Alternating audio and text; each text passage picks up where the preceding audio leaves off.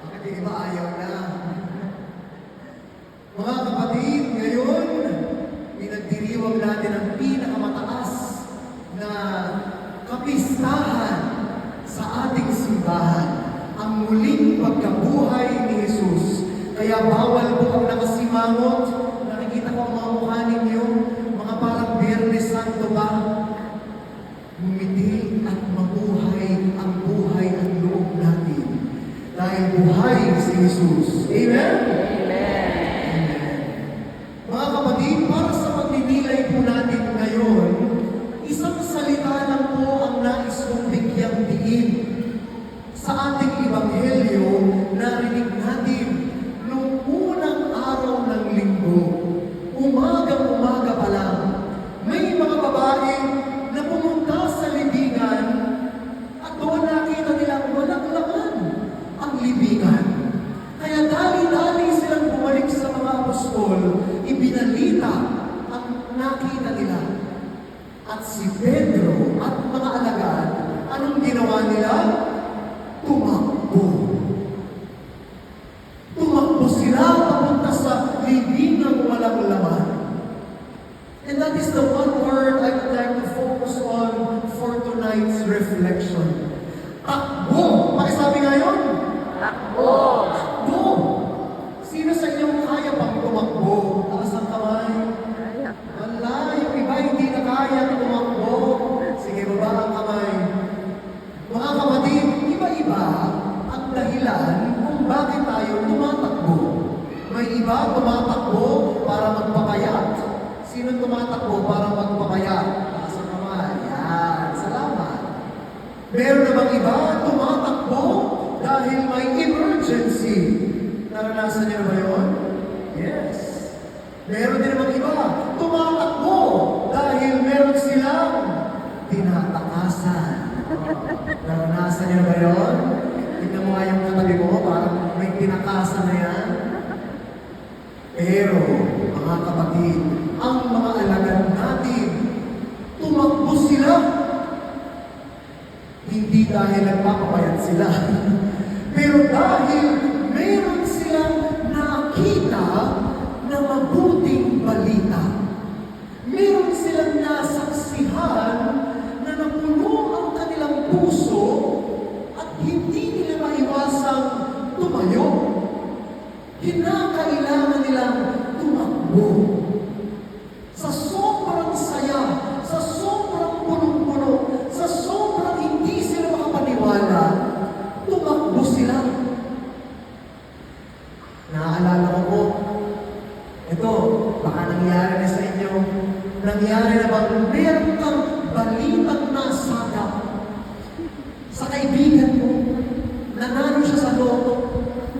Sinabi niya sa'yo ko lang sasabihin to ha, atin-atin lang. Eh ikaw, hindi mo mag-contain yung saya. Tumakbo ka sa isang kaibigan. Uy, alam mo, si Mari, nanalo ng loto. Diba? Hindi mo mag-contain, ilalabas mo talaga. Naalala ko po, nung ako'y college, before the graduation, pagkatapos kong paaralin ang mga magulang ko, pagkatapos ko magdumugol ng ilang mga taon sa kolehiyo, nalaman ko ang good news. Tanong niyo sa akin, ano yung good news? Ano yung good news? Ako ay nagkaroon ng award. Nalaman ko sa aming dean na ako ay tatanggap ng magna cum laude. Palakpakan natin si Lord. Tuwang-tuwa ako, gusto kong sumigaw, gusto kong tumalon, gusto kong tumakbo, gusto kong sabihin sa lahat. Pero, anong ginawa ko? Sinikreto ko, lalo-lalo na sa pamilya ko, sa nanay ko, sa tatay ko, sa mga kapatid ko, sa lolo-lola ko. Sinikreto ko sa kanila. Bakit? Para surprise. Dumating yung araw ng graduation. Alam niyo, hindi ko na nasabi. Umakyat na kami malapit na kami umakyat sa stage. Doon na lang nalaman ng lolo ko, may nag-chismis sa kanya. May nauna pa sa akin magsabi. sabi, may nag-chismis sa lolo ko na ako pala'y may award. At dahil doon, kumalat na yung balita. Nakukuha niyo yung gusto ko sabihin, kapag meron tayong magandang balita, lalabas at lalabas yan. Amen? Kaya mga kapatid, tayo na nandito ngayon ay nakatanggap ng mabuting balita. Ano ang mabuting balita? Buhay ang Diyos. Amen? Amen. Mga kapatid, ang mabuting balita ay hindi lang buhay ang Diyos. Yun ang pinakamaganda. Pero ang mas malalim na mabuting balita ay ito. Mahal na mahal na mahal ka ng Diyos. Amen. Amen. Amen. Ang dami po nating pinakinggang pagbasa. Siyang po yung lahat-lahat. Ang dami. Ang gusto lang sabihin ng lahat na makapagbasa sa atin, mahal na mahal na mahal tayo ng Diyos. Mula po nung Genesis, nilikha ng Diyos ang mundo. Pwede naman hindi niya nilikha ang mundo, kaya naman niyang mabuhay mag-isa. Okay na siya eh. Pero nilikha niya ang mundo para sa iyo. Anong nangyari pagkatapos? Tinawag niya si Abraham. Si Abraham ang unang ama ng ating pananampalataya. Tinawag niya para buuin ang sambayan ng Diyos. Mahal ka ng Diyos. Ano ba? Tinawag niya si Moises. Pinalaya ang mga Israelita mula sa mga Egyptyo. Lumakad sila sa dagat na tuyong-tuyong para palayain sila mula sa pagkakaalipin.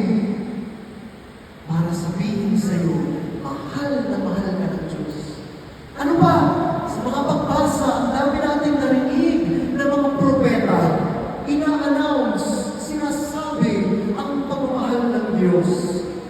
And finally, in the time of God, in the proper time, ang Diyos na mismo bumaba, pinadala ang kanyang kaisa-isang anak, si Jesus, na nabuhay kasama natin dahil mahal tayo ng Diyos. Gumawa ng himala para ipamahagi ang pagmamahal ng Diyos. Nagpakasakit, nagpakamatay, inilibing dahil mahal na mahal tayo ng Diyos. At nabuhay muli dahil mahal na mahal tayo ng Diyos. Kulang na lang sabihin sa iyo ng Diyos, kahit na ilang tinig ay kaya kong tapakan. Kung iyan ang paraan upang landas mo'y masundan. Kahit, alam niyo ba yan? Alam niyo ba? Sige, kahit ilang ulit ako'y iyong saktan, hindi kita maaaring iwanan. Kulang na lang. Yan ang sabihin niya. Bakit? May problema kasi tayo. Tanong niyo sa akin, anong problema? Anong problema? Hindi pa sinaantok pa. Anong problema? Ang problema natin, kahit na mahal tayo ng Diyos, tayo yung ayaw sa pagmamahal na yun. Layas tayo ng layas. Alis tayo ng layas. Lord, wag muna. Lord, ayoko ko magbago. Lord, hindi pa ako ready. Gusto ko ba makipag-away? Makikipag-away pa ako. Gusto ko ba magkasala? Nakukuha niyo gusto ko sabihin? Andiyan na yung pagmamahal. Pero tayo ang tumatanggi. Mga kapatid, tinatawag ulit tayo ng Diyos. Tumakbo tayo papunta sa Kanya. Tumakbo tayo papalapit sa pag-ibig. Paano natin may a-apply ito sa buhay natin?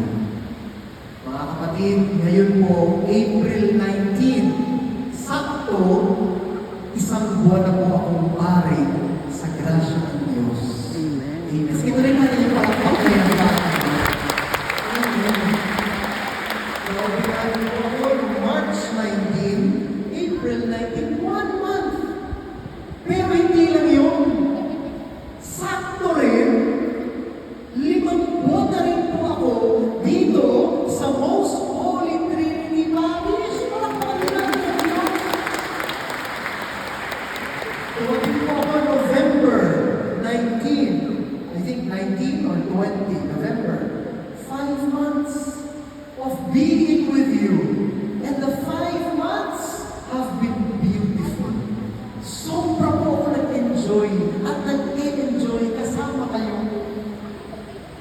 Unti-unti, natutunan ko ang mga taga-holy, holy. Ah. Yung mga taga-holy, mababait naman kayo. Tama naman, mabait kayo. Masunuri naman kayo. Tama? Magalang. Ang pinakagusto mo dito, buhay na buhay yung mga ugnayan. Palakpakan ng mga kabahagi ng mga ugnayan. Yan. Sa ibang parokya, hindi mo ganito kabuhay ang mga ugnayan. Ang saya dito sa holy. Pero, but wait, there's more. Manda kayo ha. May napansin din ako. Ang mga taga-holy, mahilig din sa chismis. Tumawa kayo dahil alam niyo totoo. Mahilig din sa kwento ng iba. Ikikwento yung kwento ng iba. Bahagi mo lang kung bakit ako nag-i-enjoy. Bahagi mo kung bakit nakikilala ko kayo. Ay, naku! Maraming tumatakbo. Father, may kwento ako. Yan na. Daming kwento. Nalalaman ko kung sino na nag-break. Nalalaman ko kung sino na mag-jowa. Nalalaman ko kung sino na magkaaway. Nalalaman ko kung sino na yung magkabati. Totoo yan. O sige na nga, in fairness, hindi lang naman dito. Sa ibang simbahan. Pero nakakatawa, kayang-kaya nating tumakbo kung magpapahayag tayo ng balitang chismis.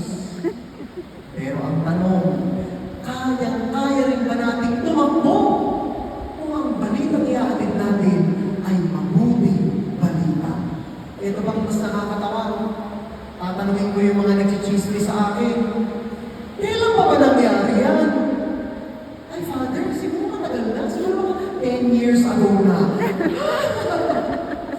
Hindi na nakamove-on.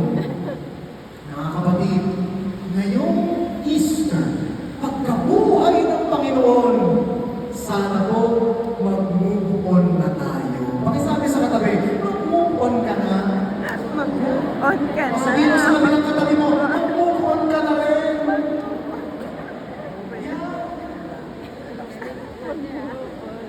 Ang tunay na Kristiyano naghahatid ng mabuting balita sa trabaho, sa tahanan, sa social media, sa hanap buhay, sa mga kapitbahay. Sana, imbes na chismis ang ipalaganap, tumakbo tayo, ipahayag natin, buhay ang Diyos, buhay ang pag-asa. Amen? Mga kapatid, paano natin ipapahayag ang mabuting balita kung tayo mismo kulang at hindi o lumalayas tayo sa pagmamahal ng Panginoon? Ngayong gabi, sasariwain natin ang mga pangako natin sa binyag. Habang sinasariwa natin ang mga pangako ito, sana mo maramdaman natin ang Diyos ng pag-ibig. Ito ang sinasabi sa atin. Kahit ilang awit ay aking awitin, hanggang ang hipan ko'y maging hiling mo na rin. Kahit ilang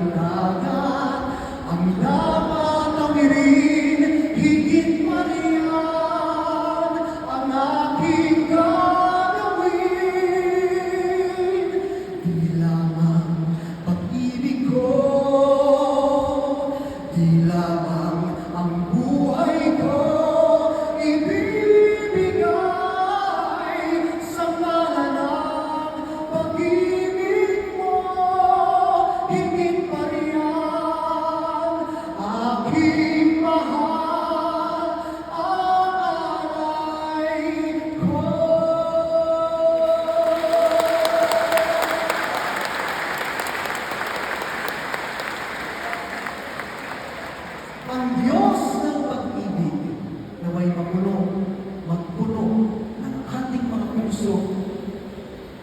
Gagawin niya ang lahat. Sana tayo rin gawin natin ang lahat para ipabalita ang kanyang mabuting balita.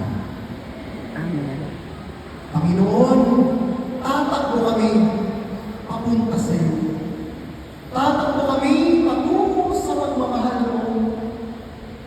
Tatakbo kami papalayo sa mga kasalanan, sa mga hirap, sa mga nagpapahirap ng puso namin. At tatakbo kami para ipalaganap ang mabuting balita na buhay ka magpakailanman. Amen. Amen. Mabuhay